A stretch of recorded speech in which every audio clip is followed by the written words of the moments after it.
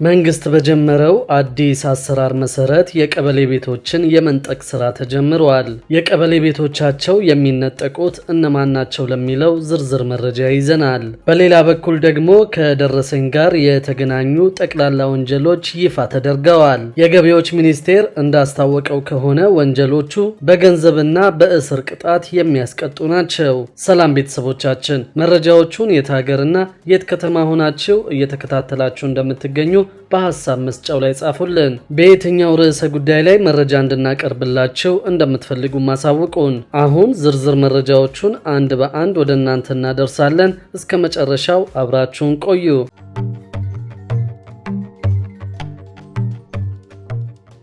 ከኮንዶሚኒየምና ከቀበሌ ቤት ጋር በተያያዘ አዲስ መረጃ ይፋ ተደርጓል። በዚህም የኮንዶሚኒየምና የቀበሌ ቤት የማጣራትና የመንጠቅ ስራ ተጀምሯል። በዚህ መሰረት የነዋሪዎች የቤት መረጃ ሙሉ በሙሉ በሲስተም እንዲመዘገብ በቅርቡ መጠየቁ ይታወቃል። የአዲስ አበባ ከተማ ምክር ቤት የመሬትና ግንባታ ጉዳዮች ቋሚ ኮሚቴ የቤቶች ልማትና አስተዳደር ቢሮን የስራ አፈጻጸም ገምግመዋል። በዚህም መሰረት የጋራ መኖሪያ ቤት ደርሷል የመንግስት ቤት የያዙ ሰዎችን ከማስለቀቅ አንጻር የተጀመሩ ስራዎች ተጠናክረው እንዲቀጥሉ ተጠይቀዋል። ከዚህ በፊት የተለያዩ ቤቶች ለቀበሌ ነዋሪዎች ይሰጡ የነበረ መሆኑ ይታወሳል። ይህም በተለያየ መንገድ ይተገበር እንደነበር ተገልጿል። ኮንዶሚኒየም ያለው ሰው የቀበሌ ቤት የማይሰጠው ቢሆንም የቀበሌ ቤት እያላቸው ኮንዶሚኒየም የሚሰጣቸው ሰዎች እንደነበሩም ታውቋል። በዚህም የቀበሌ ቤት ኖሯቸው ኮንዶሚኒየም ለሚሰጣቸው ነዋሪዎች የሚኖሩበትን የቀበሌ ቤት እንዲለቁ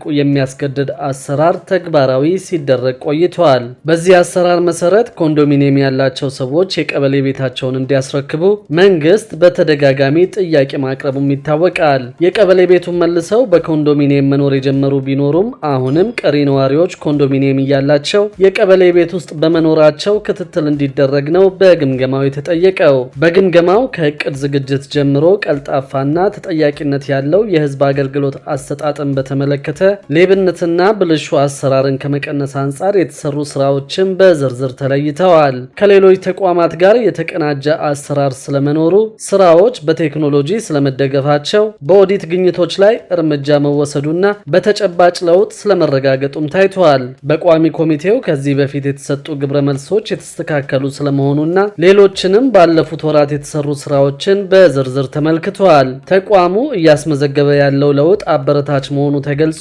የቤት መረጃን ሙሉ በሙሉ በሲስተም ያላስገቡ ክፍለ ከተሞች መረጃውን እንዲያስገቡ በማድረግ ላይ ተጠናክሮ እንዲሰራ ተጠይቋል። የጋራ መኖሪያ ቤት ደርሷቸው የመንግስት ቤት የያዙ ነዋሪዎችን ከማስለቀቅ አንጻር ደግሞ የተጀመሩ ስራዎች ተጠናክረው እንዲቀጥሉም ጥያቄ ቀርበዋል። መሰረተ ልማት ያልተሟላላቸውን የጋራ መኖሪያ መንደሮች በተለይም ሊፍት የሌላቸው ህንፃዎችና ሌሎችም ቀሪ ስራዎች በቀጣይነት መሰራት እንዳለባቸው ማሳሰቢያ መሰጠቱ ታውቋል። በሌላ በኩል ደግሞ ከደረሰኝ ጋር የተገናኙ ጠቅላላ ወንጀሎች ይፋ ተደርገዋል። የገቢዎች ሚኒስቴር እንዳስታወቀው ከሆነ ወንጀሎቹ በገንዘብና በእስራት ቅጣት የሚያስቀጡ ናቸው ተብሏል። በዚህም ማንኛውም ደረሰኝ የመስጠት ግዴታ ያለበት ታክስ ከፋይ ያለ ደረሰኝ ግብይት ያከናወነ እንደሆነ ከ25000 ብር እስከ 50000 ብር የገንዘብ መቀጫና ከ3 እስከ 5 ዓመት በሚደርስ ጽኑ እስራት ይቀጣል። በአንድ ግብይት በተሰጡ ተመሳሳይ የደረሰኝ ኮፒዎች ላይ የተለያዩ ዋጋዎችን በመመዝገብ የሽያጭ ዋጋን ያሳነሰ ማንኛውም ሰው 100,000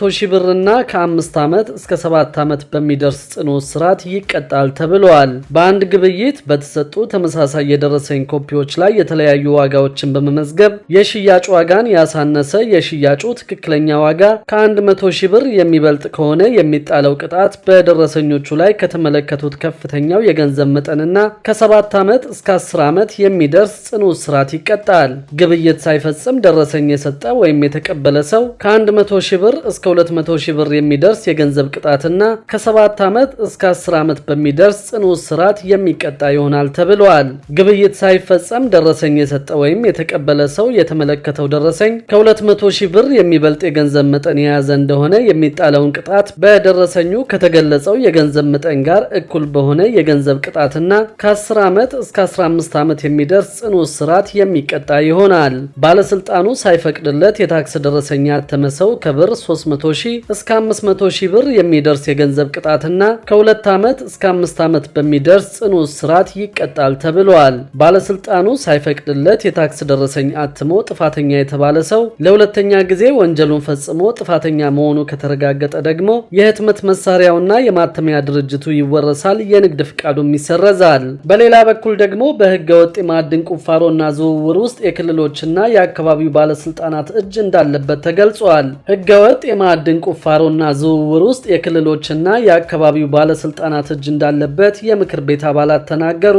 የምክር ቤት አባሉ አቶ ብርሃኑ ጎበና ይህንን የተናገሩት የገቢዎች ሚኒስቴር የ9 ወር የስራ ክንውን ሪፖርቱን ለህዝብ እንደራሴዎች ምክር ቤት ባቀረበበት ወቅት ነው። የምክር ቤቱ ቋሚ ኮሚቴ አባላት ማዕድናቱ ወደሚገኙባቸው ክልሎችና አካባቢዎች ለመስክ ምልከታ በሄዱበት ወቅት በአካባቢው የተሰማሩ የጸጥታ ኃይሎች ህገወጥ የማዕድን ቁፋሮ ዝውውርና የማዕድን ሽያጭ በክልሉ እንዲሁም በአካባቢው ባለስልጣናት ጭምር እንደሚካሄድ እንደተነገራቸው ገልጸዋል። የምክር ቤቱ አባል አቶ ብርሃኑ ጎበና በጸጥታ ኃይሎች የሚያዙ ህገወጦች ከክልልና ከአካባቢው ባለስልጣናት ጋር የጥቅም ትስስርና የስጋ ዝምድና ያላቸው በመሆኑ ህገወጦች ሲያዙም በአመራሮች እንዲፈቱ ይደረጋሉ ሲሉ ተናግረዋል። ህገወጦቹ በአመራሮቹ ትዕዛዝ ከተፈቱ በኋላም ለህግ እንደማይቀርቡ የምክር ቤት አባሉ አክለዋል። ይህንንም የጸጥታ አካላት በምሬት ይናገራሉ ያሉት አቶ ብርሃኑ ይህንን ችግር ለመፍታት ምን እየተሰራ ነው ሲሉ ጠይቀዋል። የገቢዎች ሚኒስቴር በበኩሉ በዚህ ድርጊት ውስጥ ያሉ ባለስልጣናት ከድርጊታቸው እንዲታቀቡ አሳስበዋል። የገቢዎች ሚኒስቴር የ9 ወራት የስራ ክንውን ሪፖርትን ያቀረቡት ሚኒስትሯ ወይዘሮ አይናለም ንጉሴ በለውጡ ምክንያት የማዕድን መስክ በተለይ የውጭ ምንዛሪ ገቢን ከማስገኘት አኳያ ከፍተኛ መሻሻል ማሳየቱን ተናግረዋል። ይሁንና ማዕድን አሁንም በህገ ወጥ መንገድ ገበያ ላይ ይውላል፣ በተመሳሳይ ይመረታልም ያሉ ሲሆን በዚህ ሂደት ውስጥ ያሉ ባለስልጣናት ከዚህ ድርጊታቸው ተቆጥበው ለህዝብ አገልግሎት በሚውልበት መንገድ ላይ መስራት አለባቸው ሲሉ አሳስበዋል። ችግሩ እልባት እንዲያገኝ ጉዳዩ ከሚያገባቸው ተቋማት ጋር እየተሰራ መሆኑን የጠቀሱት ሚኒስትሯ ጉዳዩ የማህበረሰቡንም ድጋፍ የሚሻ መሆኑን አስታውቀዋል። በሌላ በኩል ደግሞ በቢልቦርድ ማስታወቂያ ገቢ ምክንያት የሁለት የአዲስ አበባ ከተማ ቢሮዎች ውዝግብ መፍጠራቸው ታውቋል። የከተማዋ የግንባታ ፈቃድና ቁጥጥር ባለስልጣንና የከተማዋ ገቢዎች ቢሮ የፈጠሩት ይህ ውዝግብ የቢልቦርድ ማስታወቂያ ባለቤቶችን ግራ ማጋባቱን ታውቋል። የግንባታ ፈቃድና ቁጥጥር ባለስልጣን እንደሚለው በከተማ ውስጥ ጊዜያቸው ካለፈባቸው